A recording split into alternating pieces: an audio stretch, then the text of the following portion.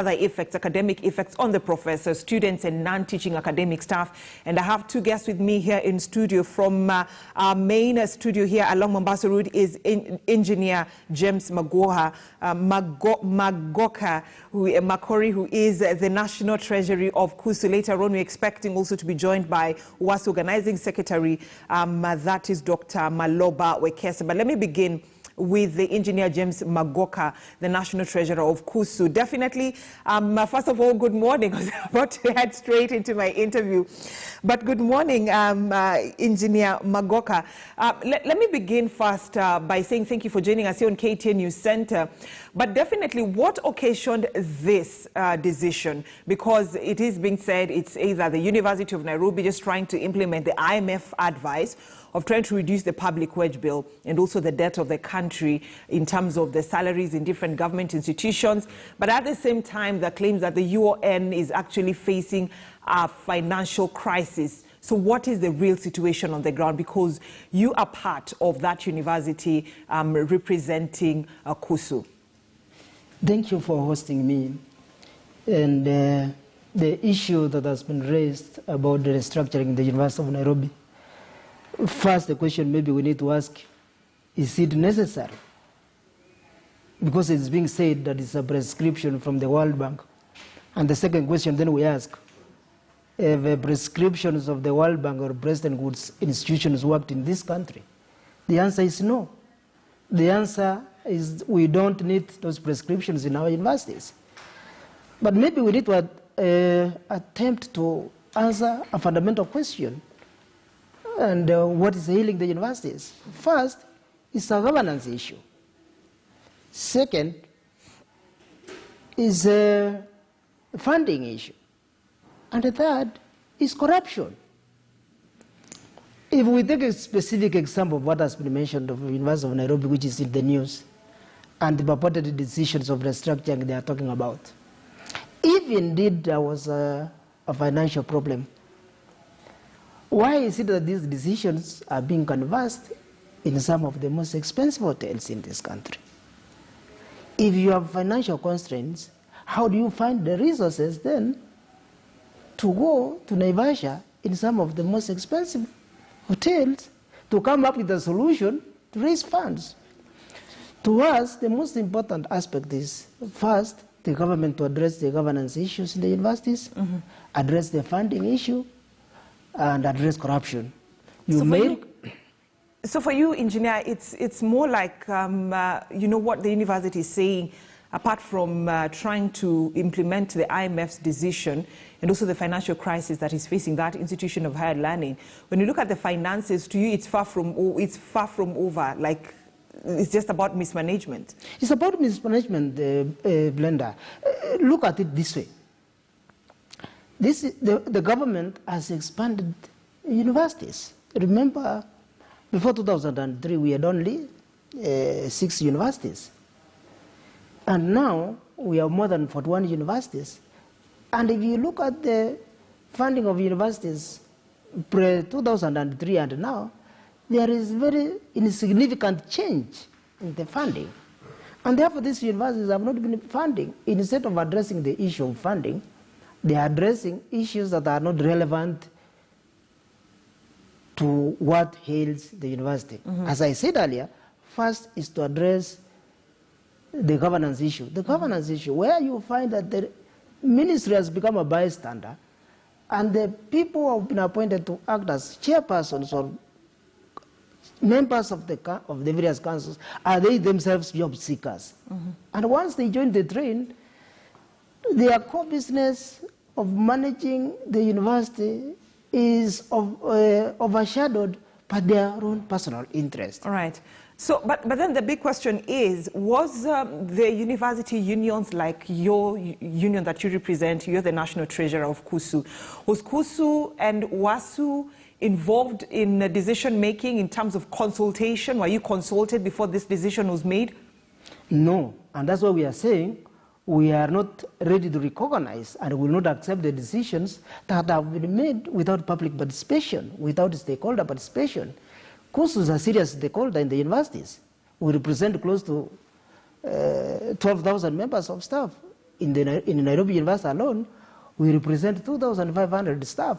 How then can a council purport to come with a decision which is going to fundamentally affect the livelihood of 2,500 members of staff in that university without consulting the relevant stakeholders? So now we're talking about 24 constituent colleges that are supposed to be closed. And you've given us the numbers of your union members. So kindly tell us, from these 24 constituent colleges that are supposed to be closed, how many members of KUSU are going to be affected? In that university, we have close to 2,500 members of staff. We haven't gotten the details. Actually, we have read the details on the newspapers and the social media.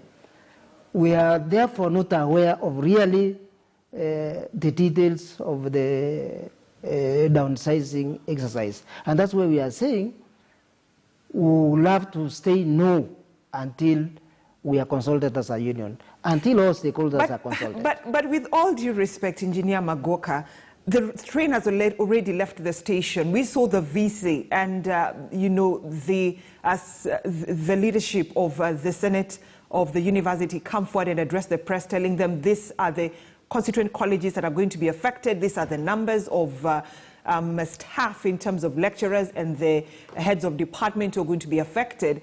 So when you're saying that you're not going to recognize that decision that has already been made, what is your next step of action?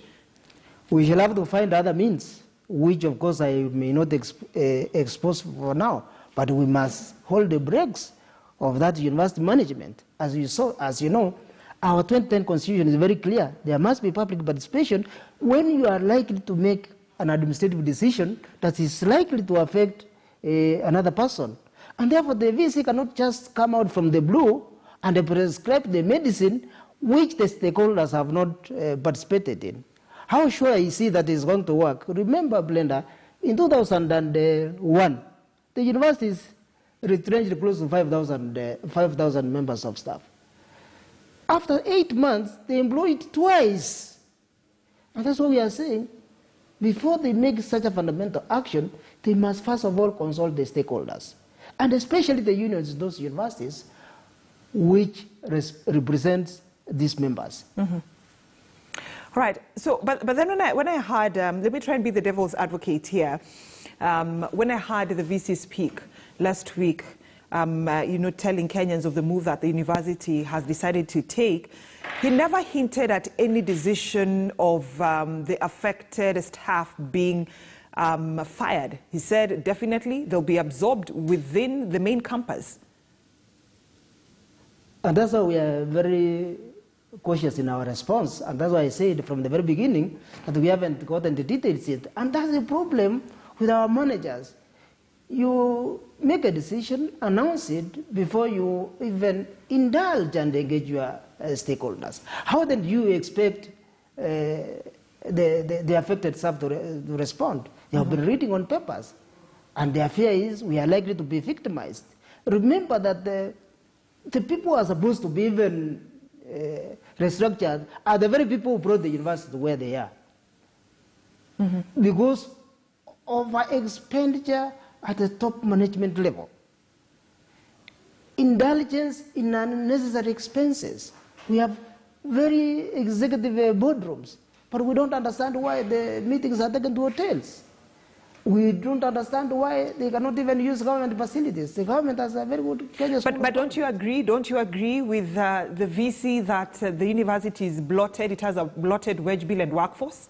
We'll only agree once we have had that stakeholder participation and we have been given details, and we are asked, you know, as stakeholders, we must also be asked how will we assist the university in raising the necessary funds. Why is it, for example, the government is not funding the universities? Universities are state agencies. They must be funded properly. All right. So let me bring in WASU Organizing Secretary General Dr. Maloba Wekesa from our City Center studio. And Dr. thank you for joining us here in KTN News Center.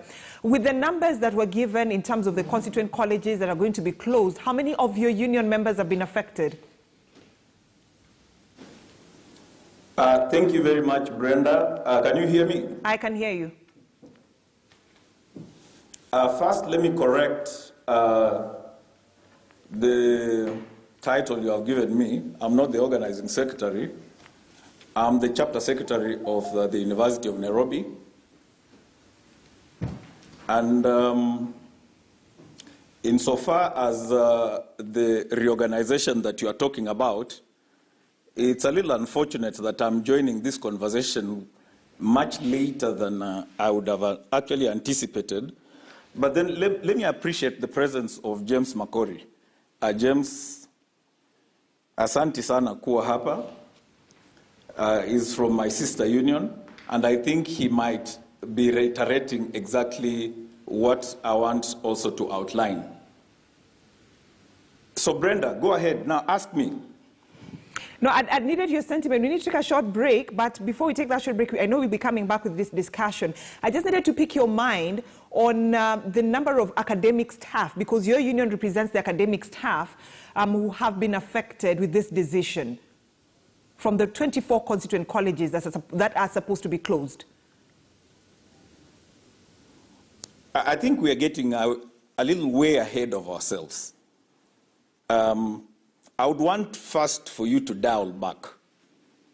And dial back first to, I would want to start this conversation from 2010. Nothing can actually be discussed without context.